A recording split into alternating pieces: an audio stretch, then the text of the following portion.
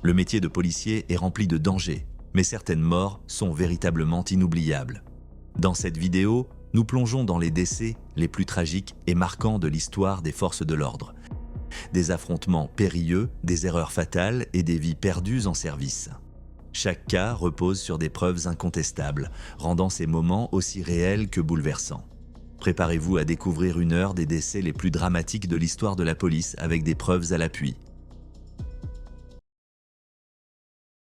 Le 25 août 2017, l'ouragan Harvey, un ouragan de catégorie 4 d'une violence inouïe, a déchaîné sa fureur sur Houston et les villes environnantes, provoquant des inondations catastrophiques et des pluies torrentielles. La dévastation était telle que les communautés ont été plongées dans le chaos avec des quartiers entiers submergés sous les eaux. Seulement 2 jours après que la catastrophe a frappé, Steve Perez, un sergent dévoué du département de police de Houston, a fait preuve d'un courage extraordinaire. Malgré les conditions dangereuses et la destruction massive, il a pris la décision courageuse de se rendre au travail, illustrant un engagement indéfectible et un héroïsme face à une adversité sans précédent. Ces actions ont offert un rayon d'espoir et de résilience à une ville en proie au désespoir. Vers 4 heures du matin ce jour-là, Steve a quitté sa maison pour aller travailler malgré les avertissements de sa femme et de son beau-père, qui pensaient qu'il était trop dangereux pour lui de se rendre à son poste dans de telles conditions. Après avoir conduit pendant plus de 2 heures pour atteindre son lieu de travail, il s'est rendu compte de l'atrocité des conditions. La force de l'ouragan avait détruit toutes les routes possibles vers son poste ou les avait rendues impraticables à cause des inondations massives. Professionnel dévoué qu'il était, Steve a refusé de rentrer chez lui. Suivant le protocole du département, il a décidé de se rendre à un poste secondaire. Il a notifié le central de ses intentions de se rendre au poste de contrôle le plus proche à Kingwood. Cependant, tragiquement, il n'a jamais atteint cette destination. Tout au long de cette journée, l'absence de Steve est passée inaperçue au milieu du chaos causé par les inondations. Le 28 août, son absence a finalement été remarquée lors d'un appel au rapport effectué par un officier supérieur. Immédiatement, les collègues de Steve ont commencé à tenter de le joindre, sachant qu'il ne manquait jamais le travail sans raison. Lorsqu'ils ont contacté sa femme, elle leur a dit qu'elle ne l'avait pas vu depuis son départ de la maison. Il n'était joignable ni par téléphone ni par radio. À ce stade, il était évident que Steve avait disparu. Ses collègues se sont mobilisés et ont lancé une vaste recherche le long des trajets qu'il aurait pu emprunter pour atteindre le poste de Kingwood. Après plusieurs heures, ils ont concentré leurs recherches dans une zone autour du Hardy Tollway et du Beltway 8. Cependant, la zone était encore fortement submergée et, à la tombée de la nuit, il était trop dangereux de commencer une recherche sous-marine pour Steve. Le lendemain, les membres de l'équipe de plongée du département de police de Houston ont repris la recherche de Steve. Finalement, ils ont retrouvé son corps et sa voiture de patrouille. Il a été déterminé qu'en entrant dans un passage souterrain d'environ 5 mètres, sa voiture de patrouille avait été emportée par les eaux montantes dans la zone. La cause du décès a également été conclue comme étant la noyade. La mort prématurée de Steve est survenue 2 jours avant son 61e anniversaire. Au cours de ses 34 années de service en tant que policier, il a travaillé dans divers services du département, notamment dans les divisions des mineurs, des communications d'urgence, des opérations spéciales, de l'analyse criminelle et du centre de commandement, des crimes de la circulation et de l'application du code de la route. Ses collègues le décrivaient comme un serviteur public doux et l'une des personnes les plus aimables du département. Son fils, Maverick, se souvenait également de lui comme le plus excellent protecteur, défenseur et sauveteur, dont l'amour était pur et infini. Quelques semaines après la mort de Steve, il a été enterré au cimetière national de Houston. Sa cérémonie commémorative comprenait des gardes d'honneur, un cheval sans cavalier, un survol d'hélicoptère et un dernier appel radio en son honneur, célébrant son dévouement et son sacrifice. Pour aider la famille que Steve a laissée derrière lui, la Sergeant Benevolent Association a lancé une campagne GoFundMe. Elle a reçu un élan de générosité de la part des donateurs, récoltant près de 20 000 $ grâce à plus de 300 dons.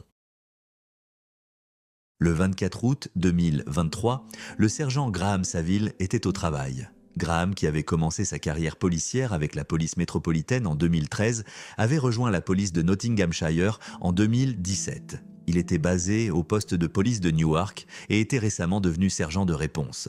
Graham, âgé de 46 ans et père de 2 enfants, adorait son métier. Son désir de faire une différence était ce qui l'avait poussé à devenir policier. Pour ceux qui le connaissaient, sa famille et ses collègues, Graham incarnait l'essence même de ce que devrait être un policier.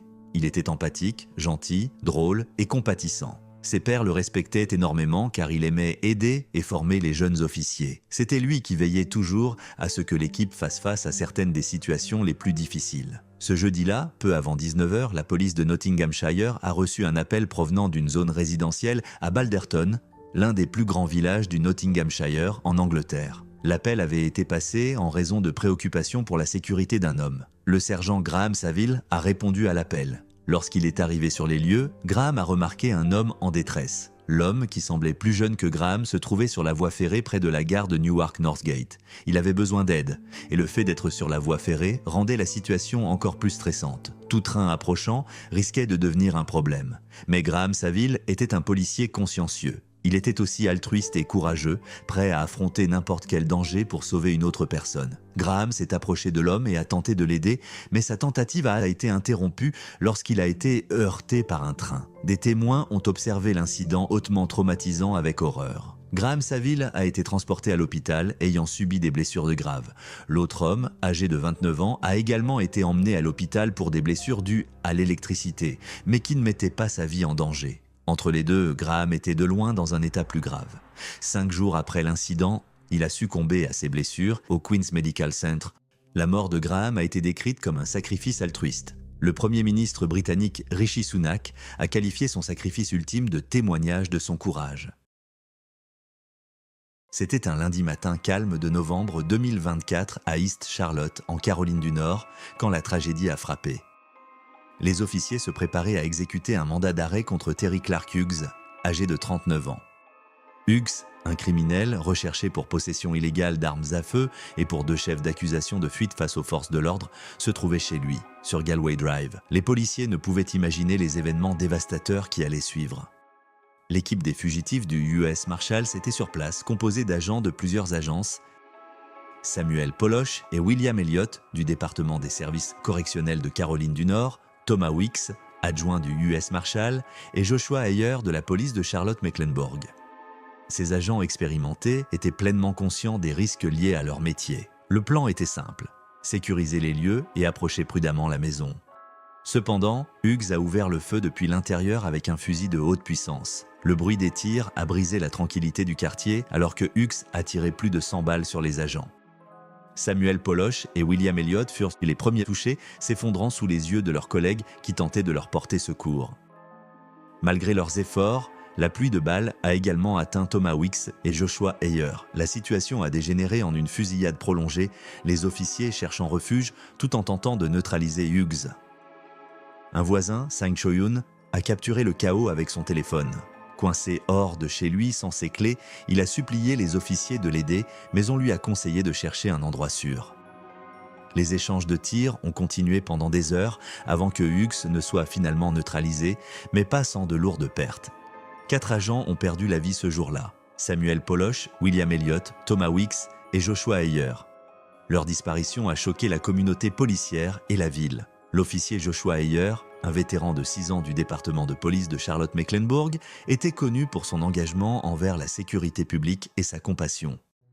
Sergent de première classe dans la garde nationale de l'armée de Caroline du Nord, il laisse derrière lui sa femme, Ashley, et leur fils de 3 ans, Andrew. Un service commémoratif s'est tenu à l'église First Baptist dans le centre-ville de Charlotte pour honorer le sacrifice d'Heyer. Un cercueil tiré par un cheval a transporté son corps, tandis que les rues étaient débordées de membres de la communauté agitant des drapeaux. À l'intérieur, Ashley a prononcé un discours émouvant, partageant des souvenirs de leur vie commune. Leur fils Andrew a salué une photo de son père défunt, un rappel poignant de la perte personnelle derrière cette tragédie. Les autres agents tombés au combat ont été honorés pour leur dévouement et leur service. Samuel Polosh, un vétéran de 14 ans, faisait partie de l'unité des opérations spéciales et du renseignement du NCDAC. Il laisse derrière lui une épouse et 2 enfants. William Elliott, également vétéran de 14 ans, était reconnu pour son travail méticuleux et son engagement envers la sécurité publique. Thomas Weeks, avec 13 ans de service au sein des US Marshals, avait auparavant travaillé pour les douanes et la protection des frontières. Il était un mari aimant et père de 4 enfants. Cette journée tragique reste l'un des incidents les plus meurtriers pour les forces de l'ordre depuis 2016. Au total, 8 agents ont été blessés, certains gravement. Parmi eux, les officiers du CMPD Chris Tolley, Michael Giglio, Jack Blowers et Joshua Campbell ont survécu, mais devront affronter une récupération physique et émotionnelle. Le caporal Casey Hoover de la police de Statesville et membre de l'équipe a également été blessé, mais devrait se rétablir complètement. Alors que la communauté est en deuil, des questions surgissent sur ce qui a conduit à une telle issue. Cet événement aurait-il pu être évité ? Ces interrogations restent en suspens alors que les forces de l'ordre cherchent à améliorer les mesures de sécurité pour leurs agents et les communautés qu'ils protègent. Le sacrifice de Polosh, Elliott, Weeks et Ayer ne sera jamais oublié. Leur courage et leur dévouement sont un témoignage de leur service, laissant derrière eux un héritage d'héroïsme et d'engagement qui inspire leurs collègues et leurs proches. En mars 2022, le comté d'Eastland, au Texas, a été ravagé par des incendies de forêt catastrophiques qui ont dévasté la région, laissant derrière eux une traînée de destruction. Ces incendies implacables ont détruit des dizaines de structures, y compris des maisons chéries, des entreprises vitales et des bâtiments communautaires, forçant des familles à quitter leur foyer et perturbant des vies. Des communautés entières ont été contraintes d'évacuer, fuyant les flammes menaçantes qui transformaient leur paysage en scène de dévastation. Les incendies ont laissé une empreinte durable sur la région, soulignant la résilience et la force des personnes touchées. Au cœur de cette crise, la sergente adjointe Barbara Fenley du bureau du shérif du comté d'Eastland faisait partie des nombreux agents des forces de l'ordre qui ont courageusement pris en charge la gestion de la circulation et les évacuations, veillant à ce que les résidents puissent quitter la zone de danger en toute sécurité et que les véhicules d'urgence puissent accéder aux zones touchées. Alors que plusieurs agences de lutte contre les incendies combattaient le feu, Barbara est partie vérifier la situation d'une personne âgée coincée dans une des zones touchées. Cependant, elle n'est jamais rentrée chez elle auprès de sa famille, ni ne les a appelés pour les informer de sa situation. Sa famille a commencé à s'inquiéter lorsqu'elle ne répondait pas à leurs appels et ne donnait aucun signe de vie. Lorsqu'ils ont contacté le central, on leur a informé que sa localisation actuelle était inconnue, bien que le central ait confirmé sa dernière destination connue. Après que l'incendie ait été suffisamment maîtrisé pour permettre de lancer des recherches de sauvetage, il a été découvert que Barbara avait fait du porte-à-porte dans la zone qui se trouvait sur la trajectoire des incendies. Elle tentait d'avertir d'autres citoyens de quitter la zone à cause des flammes et de la fumée épaisse qui approchait. Cependant, alors qu'elle roulait sur une route de ferme, près de la FM 2526, la visibilité est devenue dangereusement faible à cause de la fumée dense. À un moment donné, elle n'a plus pu voir clairement la route devant elle. En naviguant dans cette mauvaise visibilité, Barbara a accidentellement quitté la route et s'est retrouvée dans l'incendie, enveloppant sa voiture dans les flammes. Son corps carbonisé a été retrouvé plus tard dans le véhicule par l'équipe de secours avant d'être transporté à la morgue. Sa famille a également été informée de cette perte dévastatrice. En l'honneur de Barbara, le gouverneur de l'État a ordonné que les drapeaux soient mis en berne. Il a également salué son service, déclarant qu'elle a donné sa vie au service des autres. Pendant ce temps, des hommages ont afflué de la part de ses proches et de ses collègues, nombreux à souligner qu'elle était passionnée par son travail et aimait profondément aider les gens. Barbara avait 51 ans au moment de sa mort. Elle a commencé sa carrière dans les forces de l'ordre en 2003 en tant qu'agente de patrouille pour la ville de Gormand où elle a grandi. En janvier 2007, elle a été nommée chef de la police de Gormand, poste qu'elle a occupé jusqu'en 2013. Par la suite, elle est devenue adjointe pour le bureau du shérif du comté d'Eastland, travaillant assidûment en tant qu'officière au palais de justice jusqu'à l'incident tragique. Lors de son service commémoratif au centre communautaire Myrtle Wilkes à Cisco, entre 1500 et 2000 personnes sont venues lui rendre un dernier hommage. Les agents des forces de l'ordre de tout l'État constituaient une partie importante de la foule, reflétant la haute estime que ses collègues lui portaient. Depuis, des discussions ont été engagées pour désigner une section de la FM 2526 dans le comté d'Eastland comme Sergent Barbara Fenley Memorial Highway, afin de commémorer son sacrifice. Barbara laisse derrière elle son mari, ses 3 enfants et ses 2 petits-enfants. À 17h57, le 5 mai 2024, la patrouille autoroutière de l'Utah a reçu un appel inquiétant d'un automobiliste préoccupé. Le conducteur signalait qu'une personne se tenait à l'arrière d'une semi-remorque. Le sergent Bill Hooser, 50 ans, était stationné sur un terre-plein de l'I-15 à Santaquin, Utah, lorsqu'il a remarqué un camion blanc correspondant à la description donnée par l'appelant. Bill Hooser était un policier passionné par son métier. Il avait commencé comme bénévole avant de rejoindre le département de police de Santaquin en 2017. En février 2024, Bill avait été récemment promu de caporal à sergent. Il aimait servir la communauté qu'il appelait chez lui et aider les personnes dans le besoin. Bill a suivi le camion en dehors de l'autoroute. L'appel au 911 du conducteur préoccupé avait laissé penser que quelqu'un avait besoin d'aide, mais le chauffeur du camion a brûlé un stop et a même tenté de reprendre l'autoroute. C'est alors que le sergent Bill Hooser a réussi à arrêter le camion, assisté par le patrouilleur de l'Utah Highway Patrol, Dustin Griffiths.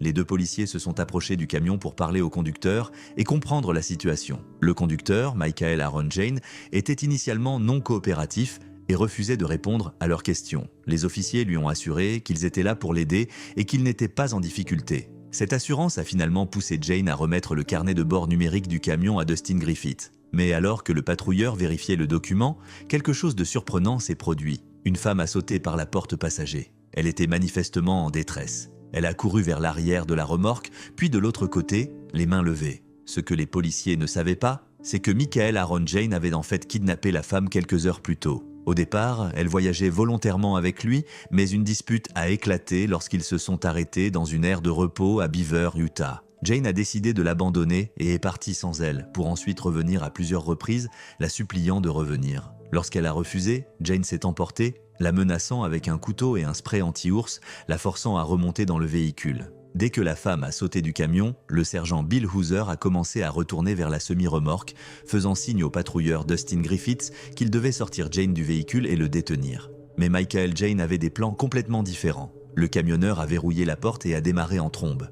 Bill et Dustin ont commencé à courir vers leur voiture, leur dos maintenant tourné vers le camion. Bill Hooser ne l'a vu venir qu'à la toute dernière minute. Il n'a pas vu Jane faire un demi-tour serré et venir droit sur lui avant le dernier instant. Bill a tenté en vain de s'écarter du montant de la porte de sa voiture, hors du chemin du camion lancé à toute vitesse. Mais il n'y avait pas de temps. La calandre et le pare-choc du camion ont écrasé le corps de Bill contre une des voitures de patrouille. Le sergent Bill Hooser est mort sur le coup. Mais Michael Jane ne comptait pas s'arrêter là. Au lieu de cela, il a dirigé le camion vers le patrouilleur Dustin Griffiths et la femme, et il les aurait également percutés si ce n'était pas grâce à la femme. Elle a vu la voiture arriver et a averti Dustin.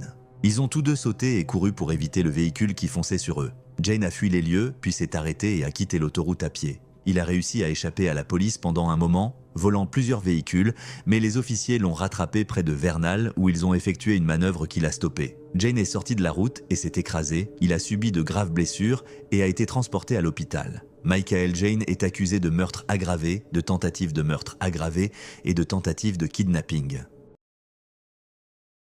Le 26 mai 2022, à l'Académie de police de Los Angeles, située à Elysian Park, un centre de formation pour recrues et officiers expérimentés, un drame s'est produit. Parmi les participants se trouvait l'officier Houston Tipping, âgé de 32 ans, un vétéran respecté de 5 ans au sein du LAPD, connu pour son dévouement. Tipping travaillait comme patrouilleur à Devonshire et était également instructeur de vélo. Ce jour-là, une session d'entraînement de routine a pris une tournure tragique, soulevant des questions qui allaient ébranler le LAPD. Selon le département, les blessures de Tipping sont survenues lors d'un exercice de grappling. Il s'exerçait à une prise impliquant un bear hug, prise en étreinte, sur un autre officier lorsque les deux sont tombés au sol. Tipping a subi une grave blessure à la moelle épinière et a été transporté au centre médical USC du comté de Los Angeles. Malgré les efforts des médecins, il est décédé 3 jours plus tard, le 29 mai. Le chef du LAPD, Michel Moore, a qualifié le décès de Tipping de tragique accident et a exprimé ses condoléances lors de ses funérailles. Il a décrit Tipping comme une personne qui s'efforçait de rendre le monde meilleur. Cependant, l'histoire ne s'est pas arrêtée là. Quelques mois plus tard, la mère de Tipping, Shirley Huffman, a déposé une plainte pour décès injustifié contre le LAPD, alléguant que les blessures de son fils n'étaient pas accidentelles. Son avocat, Brad Gage, a affirmé que Tipping enquêtait sur une affaire sérieuse impliquant 4 officiers de la LAPD. Cette enquête, selon Gage, l'aurait mise en danger, d'autant plus qu'un des officiers accusés était apparemment présent lors de la session d'entraînement. En juillet 2021, Tipping avait rédigé un rapport sur une affaire impliquant des accusations contre des officiers en uniforme. L'un des noms figurant dans le rapport correspondait à celui d'un officier présent lors de l'entraînement. Gage a allégué que la mort de Tipping pourrait avoir été intentionnelle pour le faire taire et stopper son enquête. Une autopsie a révélé de multiples blessures, notamment 3 côtes fracturées, une lacération du foie, des hématomes sous-duraux et une blessure à la moelle épinière. La LAPD a déclaré qu'un appareil de réanimation mécanique avait causé les fractures des côtes, mais Gage a contesté cette version, citant des dossiers médicaux indiquant qu'aucun appareil de ce type n'avait été utilisé. Les professionnels de santé ont également décrit les blessures de Tipping comme compatibles avec un traumatisme contondant.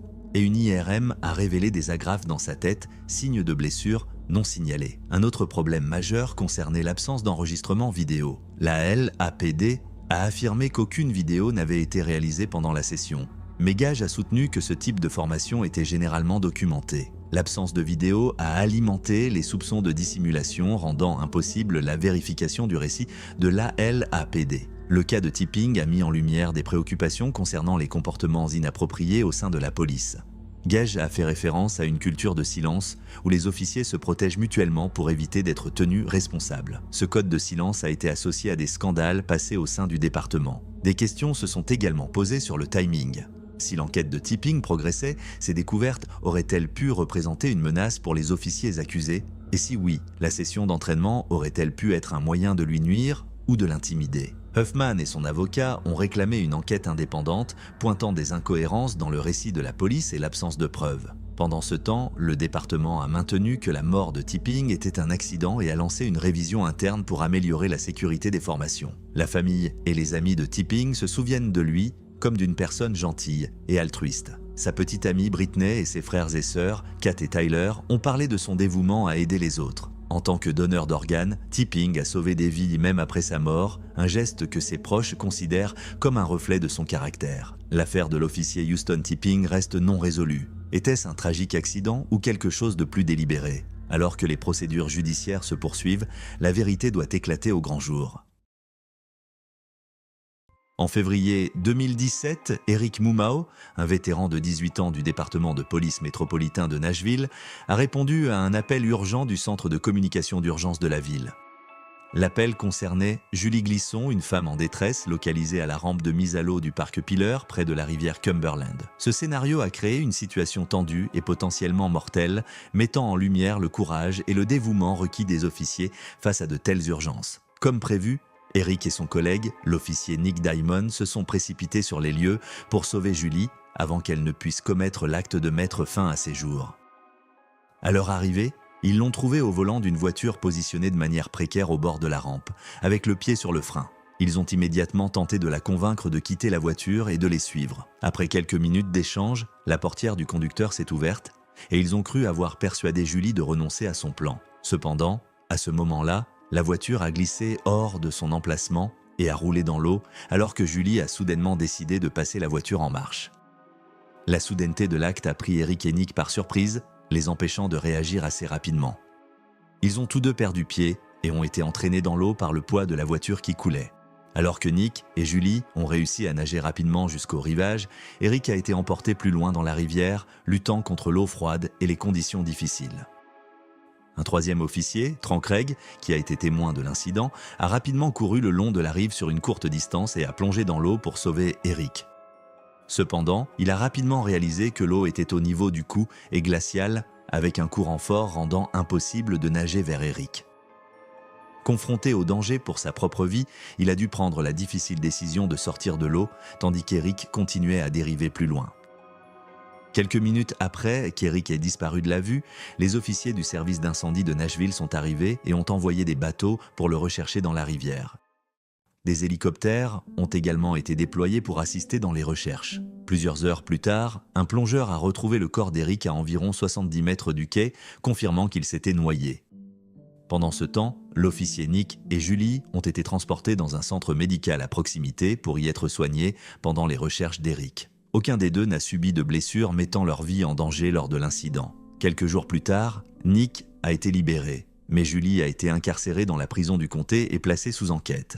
En fin de compte, Julie a été accusée d'homicide aggravé par véhicule sous l'emprise de l'alcool, ainsi que d'autres accusations. Elle a plaidé coupable à l'accusation d'homicide aggravé par véhicule et a été condamnée à la peine maximale de 12 ans de prison. Les autres charges ont été abandonnées, tandis qu'elle a été privée de son permis de conduire pour une durée de 10 ans.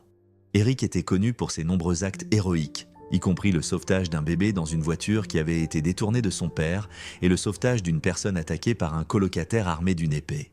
Ses actions lui ont valu les distinctions du service exemplaire et du sauvetage de vie du département. Bien qu'il n'ait pas été obligé de travailler en équipe de nuit, en raison de son ancienneté, Eric se portait régulièrement volontaire pour ce changement afin d'aider ses collègues. Par ailleurs, dans sa communauté, il faisait souvent des efforts supplémentaires pour aider les gens qu'il servait. Cela se manifestait par ses fréquentes distributions de beignets aux travailleurs des services d'urgence locaux et de repas chauds aux sans-abri. La mort prématurée d'Eric a été accueillie avec une profonde tristesse. Connu pour son dévouement et sa gentillesse, Eric a reçu des hommages sincères de la part de ses collègues et amis. Une cérémonie commémorative a rassemblé des agents des forces de l'ordre et des premiers intervenants de tout l'État, tous réunis pour lui rendre hommage. Il a reçu à titre posthume la médaille de la Vaillance, la plus haute distinction du département de police de Nashville. 3 ans plus tard, son héritage a été gravé de manière permanente dans le cœur de sa communauté avec le dévoilement d'une plaque commémorative au Parc Pillar, un hommage durable à son service et à son sacrifice. Le 2 février 2023, Julian Becerra, un officier du département de police de Fountain au Colorado, était de service lorsque lui et plusieurs autres officiers ont été appelés à assister le département des corrections pour retrouver 3 suspects de vol de voiture, Devon Bobian, 31 ans, Anthony Vallejos, 37 ans, et Danisha Pacheco, 28 ans. À 35 ans, Julian Becerra était un vétéran de l'armée de l'air des États-Unis. Ayant servi au sein du département de police de Fountain pendant 4 ans et demi, Julian faisait partie de la division de patrouille en tant qu'officier cynophile. Il était expérimenté, ayant auparavant travaillé avec le bureau du shérif du comté d'El Paso, d'abord en tant que technicien de sécurité puis en tant qu'adjoint au shérif. Non seulement Julian était un policier courageux et dévoué, mais il était aussi un père fier de 2 enfants. Il avait un fils et une fille. Le 2 février, Julian a répondu à l'appel. Ce qui a suivi a été une course-poursuite digne d'un film. Vers 17h30 ce jour-là, plusieurs officiers ont repéré la voiture volée, une Hyundai, près de North Academy Boulevard et Platte Avenue, à Pueblo, Colorado. Ils ont identifié les suspects, Bobian, Vallejos et Pacheco, et les ont poursuivis. Il était évident que les 3 suspects étaient imprudents. Ils conduisaient de manière erratique, roulant souvent à contresens. La situation était dangereuse et les suspects, en particulier Devon Bobian, étaient nuisibles. Bobian était un criminel condamné à 4 reprises et un évadé. 2 mois auparavant, Bobian s'était échappé d'un site de réinsertion communautaire à Pueblo. À un moment donné, pendant la poursuite, les suspects se sont arrêtés au Love's Travel Center à Fountain. Les 3 ont quitté la Hyundai volée et se sont approchés d'un Toyota 4Runner argenté dans le parking. Ils avaient l'intention de voler le Toyota et de semer les policiers. L'un des suspects s'est approché de la propriétaire de la voiture, une femme qui s'apprêtait à faire le plein. Il avait une arme. Il a pointé le canon sur la femme, exigeant ses clés et lui demandant de vider ses poches. Pendant ce temps, les 2 autres sont montés dans le véhicule, attendant que leur partenaire récupère les clés. Mais la femme a refusé de remettre ses clés. Au lieu de cela, elle a commencé à s'éloigner, puis s'est retournée et leur a ordonné de sortir de sa voiture. Les policiers se rapprochaient. À leur arrivée au Love's Travel Center, les suspects ont couru vers la Hyundai dans laquelle ils étaient montés et ont pris la fuite. Peu avant 20h, le département de police de Fountain a utilisé une technique d'intervention tactique pour immobiliser les suspects, en coinçant le véhicule entre 2 voitures de police.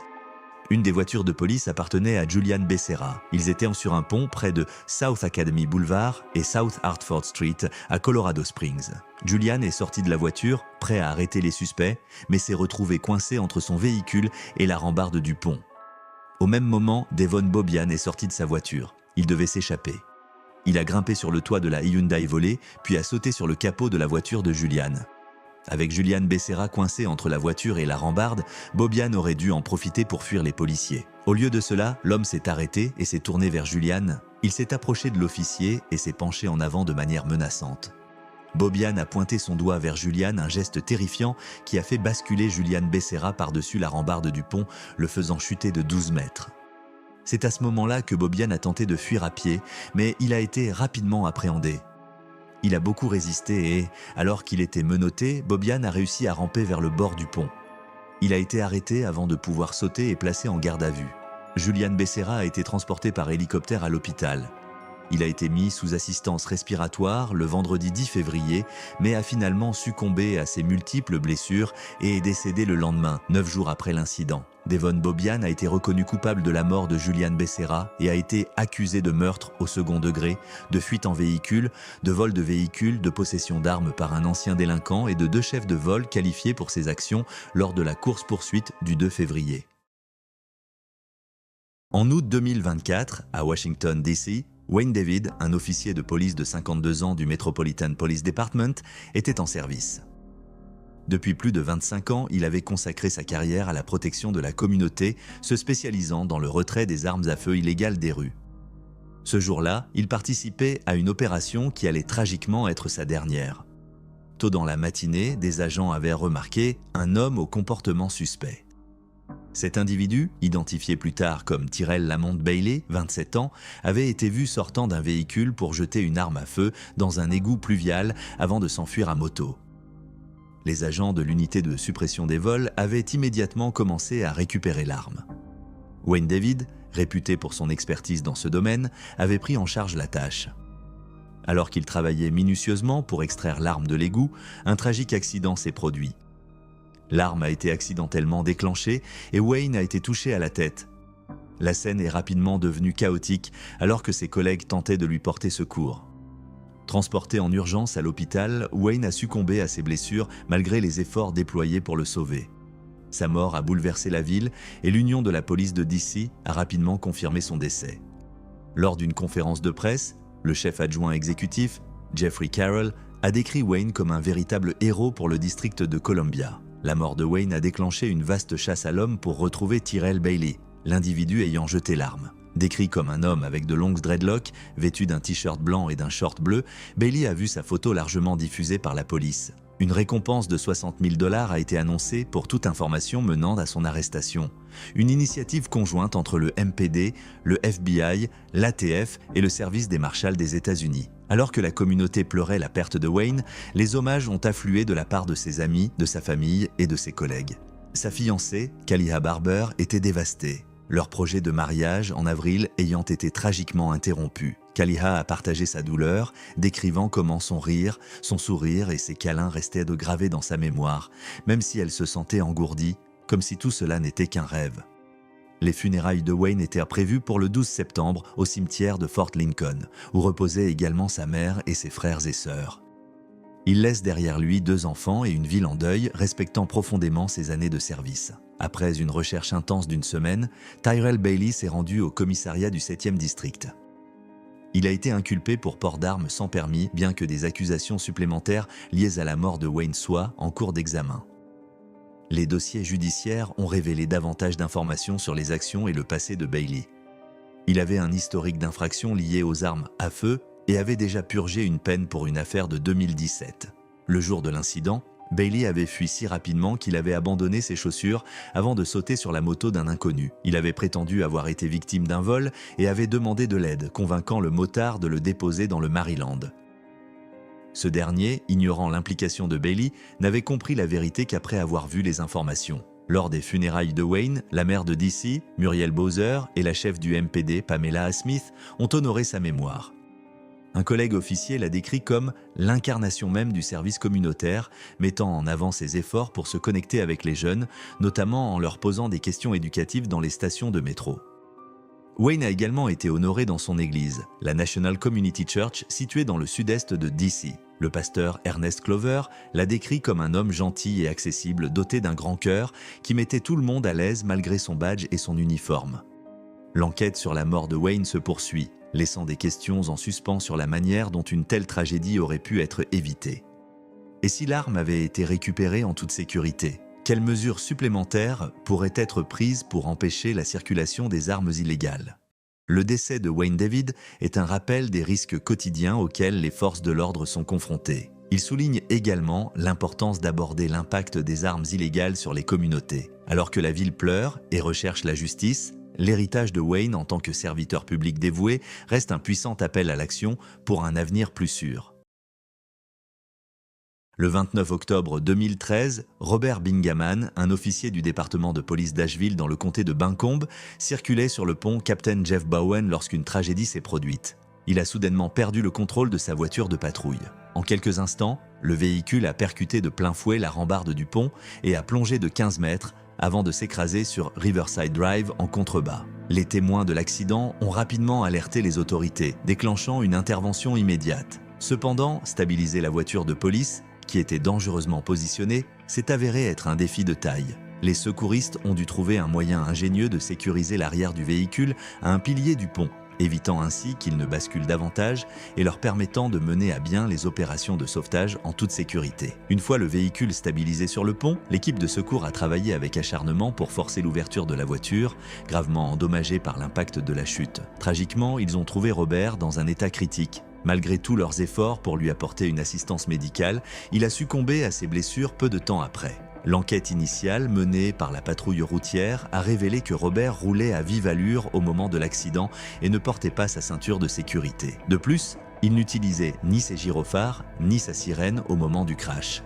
Ces facteurs ont probablement contribué à la gravité de la collision et aux blessures critiques qu'il a subies. Plus tard, beaucoup ont émis l'hypothèse que la conception du pont avait également contribué à l'accident. Le pont Jeff Bowen est l'autoroute la plus fréquentée de la région, avec une moyenne de 99 000 véhicules empruntant cet axe chaque jour. Il canalise à la fois le trafic d'une rue urbaine et d'une autoroute inter-État, ce qui entraîne des véhicules roulant à des vitesses très différentes et tentant de naviguer sur plusieurs voies en un court laps de temps. Cette configuration a créé des difficultés pour de nombreux conducteurs traversant le pont, conduisant à de nombreux incidents et accidents au fil des années. Malheureusement, les raisons de la disparition de Robert sur les mêmes rues qu'il patrouillait restent un mystère. Au moment de sa mort, il était le premier officier de police d'Asheville tué en service depuis 41 ans. Il n'avait que 37 ans et avait consacré 6 ans au département de police d'Asheville. Tout au long de sa carrière, il a travaillé dans l'unité de sécurité routière, se concentrant sur l'enquête sur les accidents de la circulation et la gestion des préoccupations liées au trafic au sein de la communauté. En dehors du travail, il était connu pour son engagement bénévole et sa grande implication dans sa communauté. Avant de rejoindre le département de police d'Asheville, Robert avait servi dans le corps des Marines en tant que mécanicien automobile stationné à Caen-le-Jeune pendant 4 ans. Robert a finalement été inhumé au cimetière des vétérans de l'Ouest de la Caroline du Nord à Black Mountain après une cérémonie commémorative qui a réuni des centaines de personnes. Sa mort a été un choc tant pour ses proches que pour ses collègues, dont beaucoup l'ont décrit comme un officier exceptionnel et dévoué qui manquerait à tous au quotidien. Le chef de la police se souvenait de lui comme d'un homme formidable qui faisait bien son travail. Des mois plus tard, une course de printemps de 5 km et une compétition d'obstacles ont été organisées comme collecte de fonds pour les équipes de police, de pompiers et de secours en mémoire de Robert. Tous les bénéfices de l'événement ont été reversés à NC Cops, une organisation à but non lucratif dédiée à soutenir les familles des officiers tués en service dans leur processus de deuil. Cette initiative, elle a été menée par la veuve de Robert, Jenny Bingaman, déterminée à honorer l'héritage de son mari. Peu après 23 heures, le 15 août 2019, les agents de police Andrew Harper et Andrew Shaw venaient de terminer leur service lorsque la police de Thames Valley a reçu un appel d'urgence. Harper et Shaw étaient en route pour rentrer chez eux.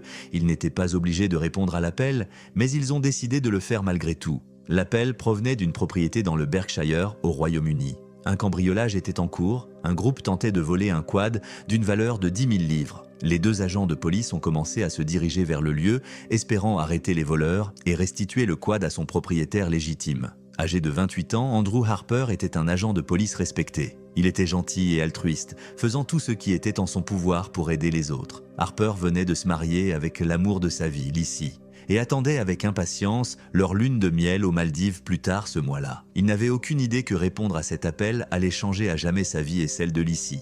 Vers 23h28, ce soir-là, les agents de police Andrew Harper et Andrew Shaw ont croisé un véhicule Seat Toledo se dirigeant vers eux sur Admoor Lane, une rue étroite. Ils ont immédiatement remarqué que la voiture remorquait un quad. Ils ont également vu qu'un des suspects était à l'extérieur du véhicule, essayant de détacher la moto, probablement parce qu'il voulait abandonner le quad Honda TRX 500 et partir rapidement. Il est possible que Harper et Shaw aient été surpris de voir que les suspects étaient des adolescents.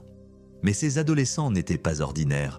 C'étaient des voleurs qui avaient planifié ce cambriolage avec une grande minutie. Quelques heures auparavant, Henry Long, 19 ans, et Jesse Cole et Albert Bowers, 18 ans, avaient éteint les feux arrière de leur voiture et recouvert la plaque d'immatriculation de ruban adhésif. Ils se sont ensuite rendus à l'emplacement du quad, masqués et armés d'une hache et de barres de fer, prêts à éliminer quiconque se mettrait en travers de leur chemin. Mais le propriétaire du quad a vu les 3 adolescents l'emporter et attacher son guidon à l'arrière de leur véhicule. C'est lui qui a passé l'appel auquel les agents de police Andrew Harper et Andrew Shaw ont répondu. Harper et Shaw ont maintenant rencontré les suspects adolescents. Ils ont vu Jesse Cole, 18 ans, détacher le quad. Andrew Harper est rapidement sorti de la voiture de police et a couru vers le véhicule des suspects, essayant de les empêcher de s'enfuir. Mais Cole l'a aperçu et s'est précipité par la fenêtre du passager. La corde qu'ils avaient utilisée pour remorquer le quad était toujours attachée à leur voiture. Dans un cruel coup du sort, Andrew Harper a involontairement marché avec les deux pieds dans la sangle de remorquage traînante, se retrouvant ainsi lassoé au véhicule des suspects. Henry Long, 19 ans, le chef du trio, était également le conducteur désigné pour cette sombre entreprise. Long a alors démarré en trombe, atteignant des vitesses allant jusqu'à 100 km/h. Andrew Harper était piégé, se balançant comme un pendule derrière la voiture en pleine vitesse. Il a très probablement été rendu inconscient dès qu'il a touché le sol, devenant ainsi incapable de se libérer de la corde. Pendant ce temps, Andrew Shaw s'est précipité pour aider Harper, mais a fini par perdre de vue la voiture des suspects. Après environ 1 km de traînée à grande vitesse derrière la voiture, Andrew Harper a été finalement libéré du véhicule en mouvement. Son uniforme de police avait été déchiré et arraché de son corps par ce terrible voyage à grande vitesse. Harper était décédé, ayant subi des blessures horribles. Sa mort a été un choc pour ses amis, sa famille et ses collègues, mais le choc n'a fait que s'amplifier lorsque les 3 adolescents ont finalement été appréhendés et traduits en justice. Long, Cole et Bowers ont été vus en train de rire et de plaisanter lors du procès. Bowers s'est même endormi alors que le procureur montrait des images de la mort de Harper. Le procureur a tenté de démontrer que les 3 suspects avaient l'intention de tuer Andrew Harper en démarrant en trombe au lieu d'arrêter le véhicule. À la suite de la tragique disparition d'Andrew, sa femme Lissy Harper a mené une campagne vigoureuse pour faire adopter la loi Harper. Cette loi impose des peines de prison à perpétuité à toute personne reconnue coupable d'homicide involontaire d'un travailleur d'urgence en service. Promulguée en 2022, la loi n'a pas eu d'impact sur les peines de Long, Cole et Bowers. C'était un après-midi ensoleillé de septembre 2024 dans le Queensland, en Australie. Le sergent-chef Brendan Wiblen, un officier de police très respecté âgé de 58 ans, participait à la Wall-to-Wall Ride for Remembrance, un événement caritatif annuel en mémoire des policiers décédés en service. Brendan était un participant dévoué depuis des années, roulant en l'honneur de son ami proche, le détective senior constable Damian Leading, tragiquement décédé en service en 2011. Avec 28 ans de service au sein de la police du Queensland, principalement sur la Gold Coast, Brendan était connu pour son dévouement, son esprit vif et son sens du détail.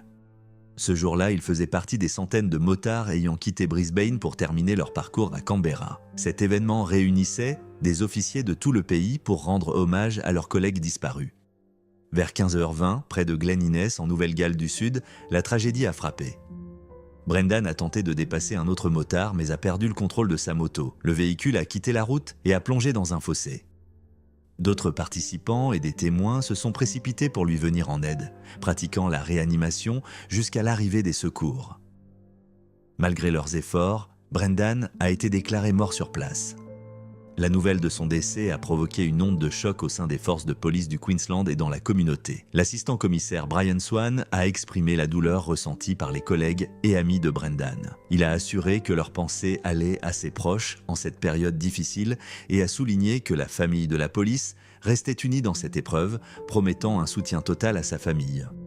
Le commissaire de police du Queensland, Steve Golchevski, a décrit cette perte comme dévastatrice, d'autant plus compte tenu de la raison de l'événement. Il a souligné que perdre Brendan lors d'une balade dédiée aux policiers tombés était déchirant pour tous, en particulier pour ses collègues de la Gold Coast avec qui il travaillait au quotidien. L'impact de cette perte a été profondément ressenti parmi ses compagnons de route, nombreux à avoir partagé des éditions précédentes de l'événement avec lui.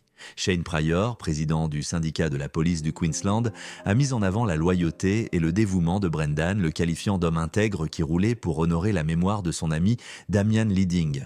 Pryor a noté que Brendan était profondément respecté et qu'il manquerait énormément à ses collègues et à la communauté. Malgré la tristesse, la Wall-to-Wall Ride s'est poursuivie avec le soutien de la famille de Brendan. Les motards se sont arrêtés à Armidale pour réfléchir et rendre hommage, rejoints par des policiers de Nouvelle-Galles du Sud. Le parcours devait se terminer à Canberra pour la Journée nationale de la mémoire des policiers, le 29 septembre. Le ministre de la police du Queensland, Mark Ryan, a abordé cette tragédie en reconnaissant la perte immense. Il a souligné qu'il était presque inconcevable de perdre un officier lors d'un événement destiné à honorer leurs collègues disparus. Ryan a affirmé que la famille policière apporterait un soutien indéfectible à la famille de Brendan et à ses camarades motards. La famille de Brendan a exprimé son souhait que la balade se poursuive en son honneur, reflétant son engagement à se souvenir des policiers du tombé. Son fils Liam, qui l'avait accompagné lors de précédentes éditions, a été profondément marqué par la disparition soudaine de son père. Les hommages ont afflué de toute la communauté.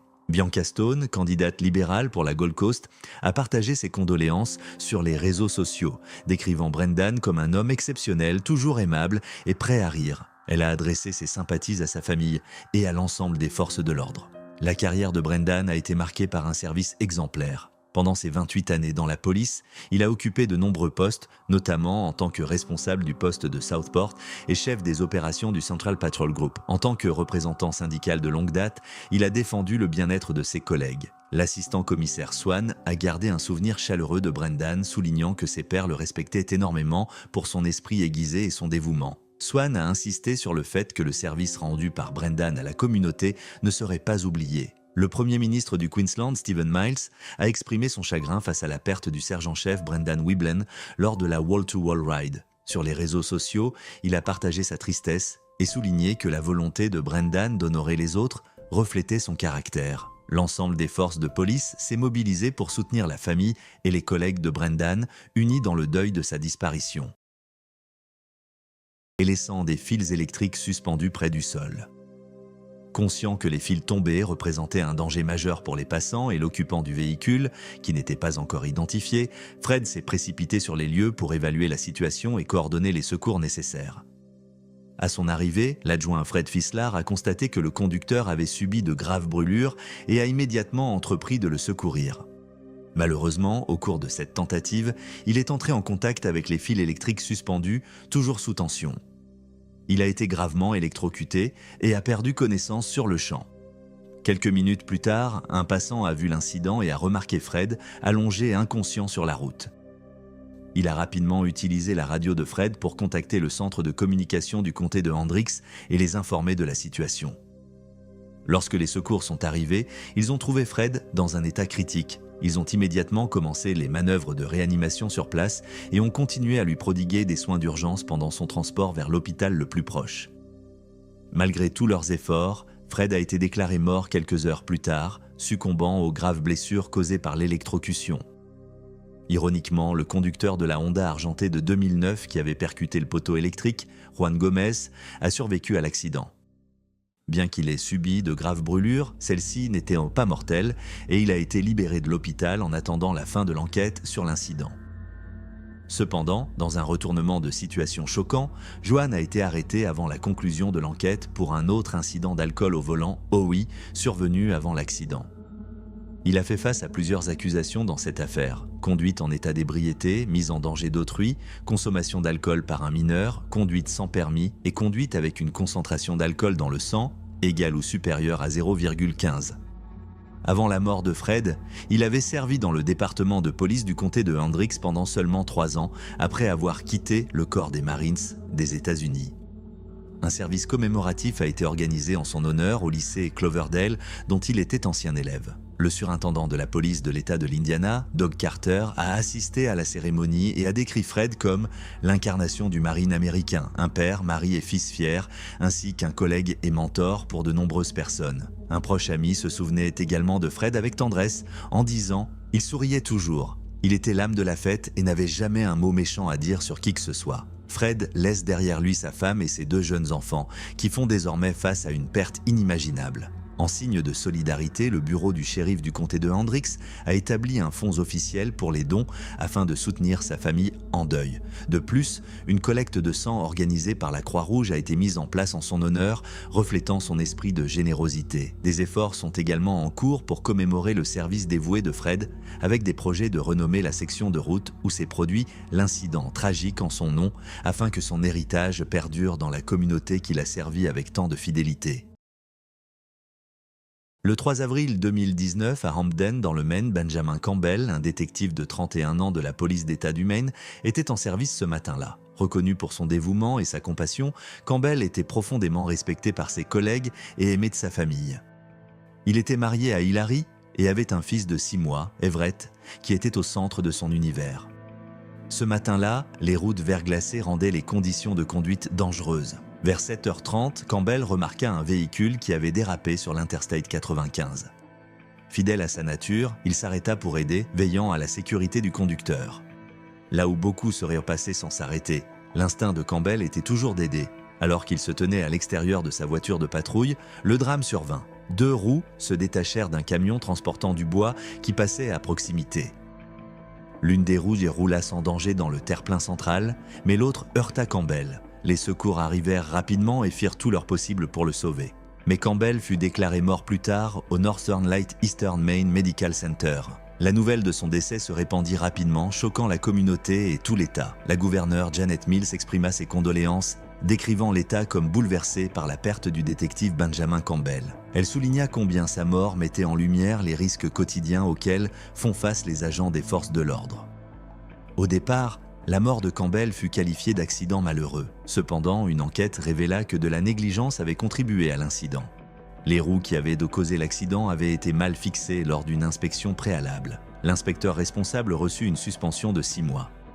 Mais aucune charge criminelle ne fut retenue contre la société de transport ou l'inspecteur. Campbell avait servi dans la police d'État du Maine pendant 9 ans et faisait partie de l'unité des polygraphes. Ses collègues le décrivaient comme un officier optimiste et dévoué, fier de son travail et de sa famille. Son altruisme et son engagement à aider les autres faisaient de lui un modèle. Des milliers de personnes se rassemblèrent pour honorer sa mémoire lors de ses funérailles à la Cross Insurance Arena de Portland. Des agences de police des États-Unis et du Canada, y compris la Gendarmerie royale du Canada, assistèrent à la cérémonie. Cet hommage reflétait la perte profonde ressentie par ceux qui le connaissaient. Le colonel John Coate, chef de la police d'État du Maine, prit la parole lors des funérailles pour souligner le caractère de Campbell. Il déclara que ne pas s'arrêter pour aider n'aurait jamais traversé l'esprit de Campbell et reconnut qu'il surmonterait cette perte, mais qu'ils ne seraient plus jamais tout à fait les mêmes. Ces paroles reflétaient le profond chagrin partagé par la famille et les collègues de Campbell. Les collègues de Campbell se souvenaient de lui comme d'une personne qui trouvait de la joie dans son travail et inspirait les autres par sa positivité. Un collègue, Terry James, évoqua son impact en disant que si quelqu'un doutait un jour de ce qui était juste, il suffisait de se rappeler que Ben Campbell le faisait et cela suffisait comme raison pour suivre son exemple. Hilary Campbell, l'épouse de Benjamin, prononça un message émouvant lors de la cérémonie, exprimant sa gratitude envers la communauté pour son soutien. Parlant directement de son mari, elle partagea son profond amour et promit d'élever leur fils avec la même vision positive de la vie que son père. Elle ajouta que Benjamin avait été son héros bien avant ce jour tragique. Ces paroles reflétèrent la perte personnelle immense qu'elle et leur fils subissaient. L'élan de soutien de la communauté démontra l'importance de l'unité en ces moments difficiles. L'histoire de Campbell devint un rappel des sacrifices des forces de l'ordre et des conséquences des négligences. 2 ans plus tard, le Maine continua d'honorer la mémoire de Campbell. Les drapeaux furent mis en berne en son honneur et les discussions sur la sécurité routière se poursuivirent. Les enquêteurs confirmèrent que Campbell avait suivi les protocoles appropriés en aidant le conducteur en détresse, soulignant l'importance des inspections rigoureuses des véhicules pour prévenir de telles tragédies. Le Maine connaît environ 1100 accidents impliquant des véhicules commerciaux chaque année, avec une augmentation des décès depuis 2014. Beaucoup de ces incidents résultent de négligence, comme un entretien inadéquat ou un manque de contrôle de sécurité. Les problèmes courants incluent les défaillances d'équipement, l'inexpérience des conducteurs et des pratiques dangereuses, entraînant des conséquences souvent dévastatrices. Le décès du détective Benjamin Campbell illustre les risques auxquels les forces de l'ordre sont confrontées et l'importance de la responsabilité pour prévenir les accidents. Son héritage perdure dans la mémoire de ceux qui l'ont connu et dans les efforts pour rendre les routes plus sûres pour tous. En réfléchissant à son histoire, des questions subsistent.